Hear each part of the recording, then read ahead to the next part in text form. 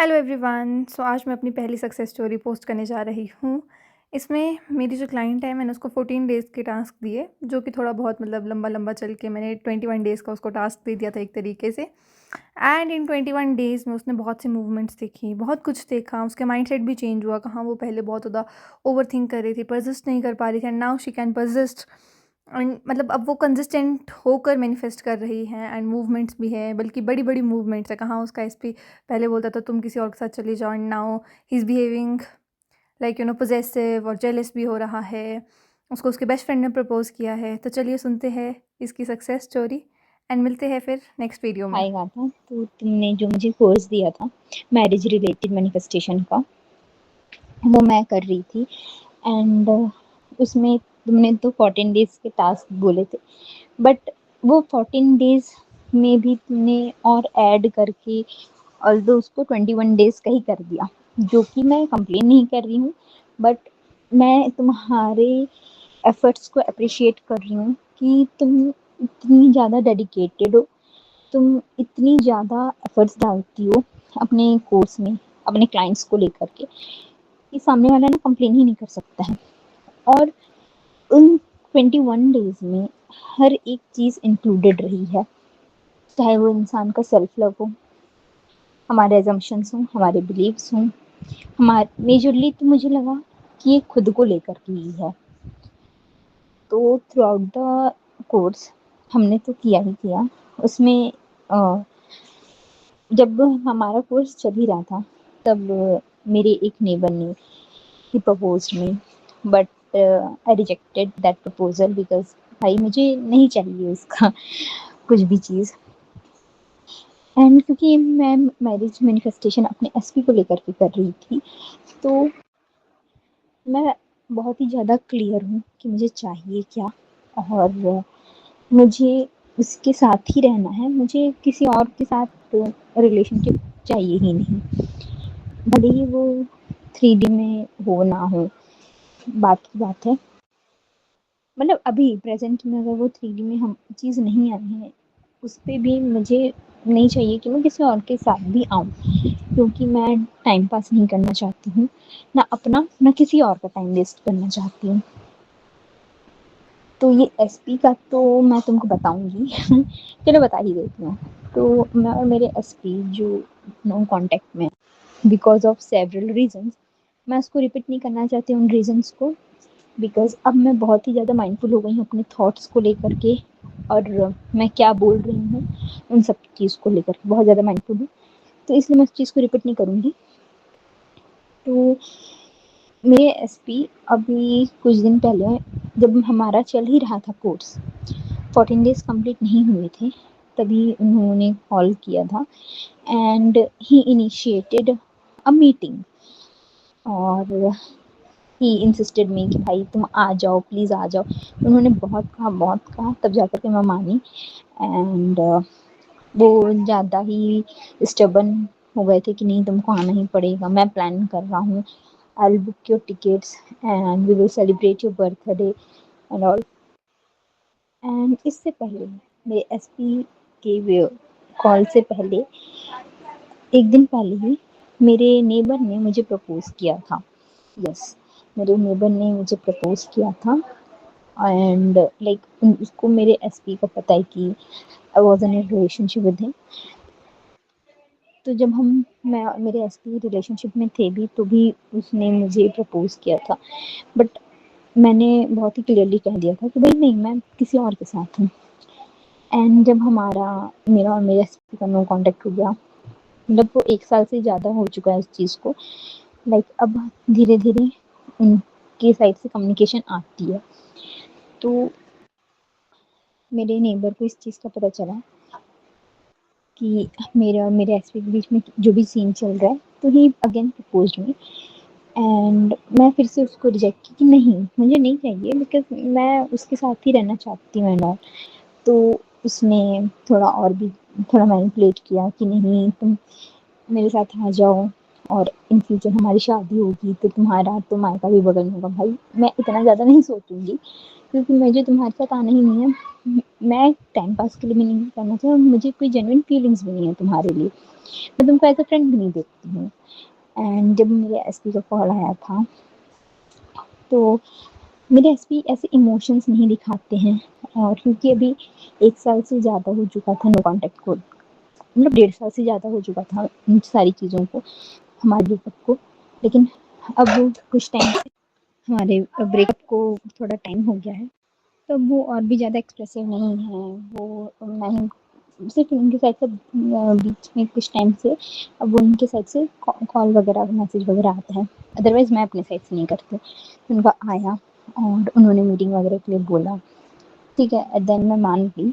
और मैंने उनको बात में बताया कि मुझे आया है प्रपोज़ल।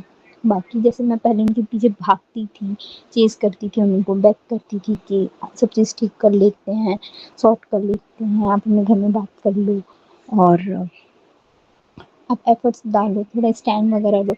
तो वो सिर्फ इतना बोलते थे कि नहीं नहीं, अब कुछ नहीं हो सकता है, और ये सारी चीज़ें भूल जाओ, हम नहीं है रिलेशनशिप में। अगर तुमको कोई इंसान प्रपोज कर रहा है तो मैं उसको एक्सेप्ट कर लो। एंड जब मैंने उनको ये प्रपोजल वाली बात बताई कि मुझे किसी ने प्रपोज किया है, तो ही गॉट सो जेलस और पोसेसिव फॉर मी कि उन्होंने उस इंसान को एकदम ब्लॉक करने के लिए मेरे को बोलने लगी कि भाई ब्लॉक करो ब्लॉक करो। एंड आई आस्क्ड हिम कि आप जेलस हो रहे हो, आप पॉसेसिव हो रहे हो? तो पहले तो उन्होंने कहा कि नहीं मैं क्यों लूँगा, तुमको जो करना है तुम करो, मुझे फ़र्क नहीं पड़ता है, ऐसा उन्होंने एक्ट किया। फिर एट द एंड उन्होंने कहा कि हाँ मेरे को बुरा लगा और मुझे जेलस भी हुआ। और क्योंकि मेरा और मेरे एसपी के बीच में क्या चल रहा है, मेरे बेस्ट फ्रेंड को पता है। लाइक हम लोग 6-7 साल से बेस्ट फ्रेंड्स हैं, और वो बहुत ही ज़्यादा मेरा क्लोज बेस्ट फ्रेंड है।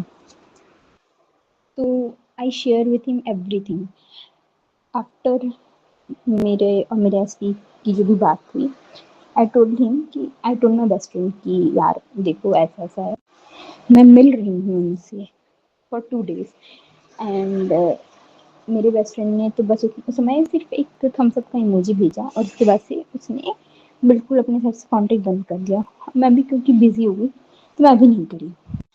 आज उसने एक मुझे पोस्ट भेजा इंस्टाग्राम पे, and the post was like कि tell her that you love her. ज़्यादा से ज़्यादा क्या होगा कि तुम रिजेक्ट ही कर हो जाओगे। और मैंने वो सीन करके छोड़ दिया। And he again texted me with a question mark. तो मैंने बोला कि भाई किसको भेजना चाह रहा था?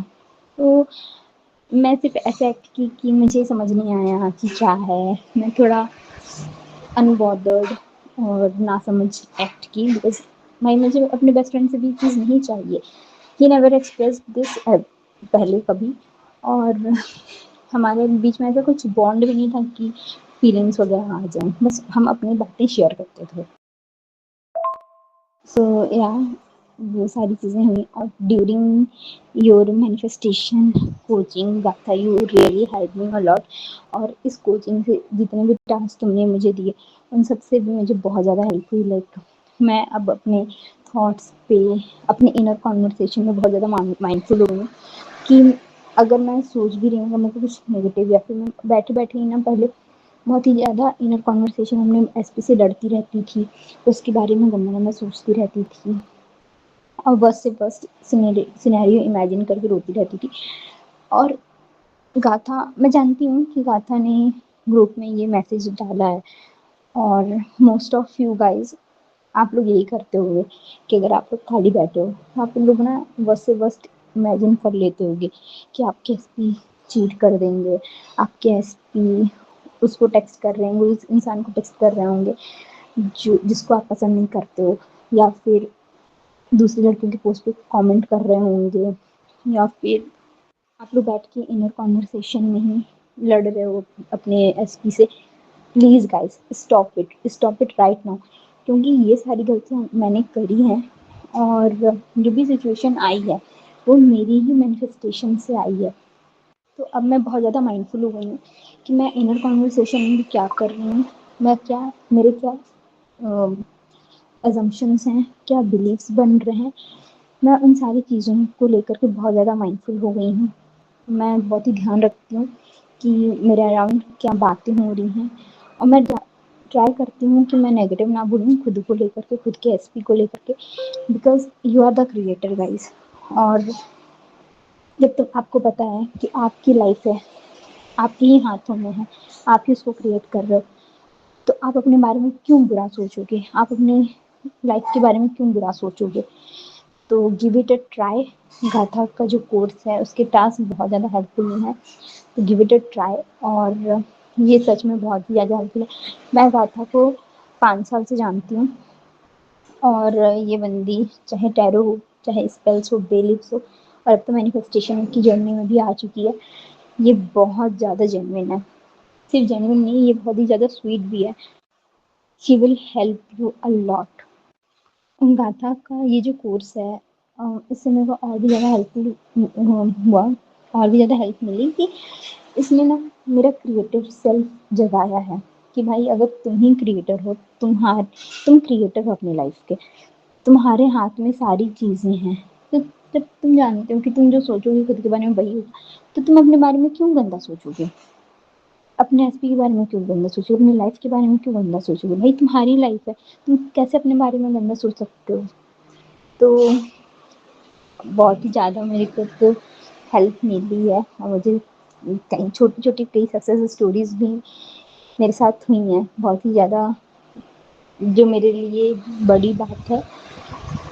तो बस मेरे साइड से तो यही था, और बस जब मेरा एसपी का भी आ जाएगा, मुझे सक्सेस मुझे मिल जाएगा, तो I will share with you all.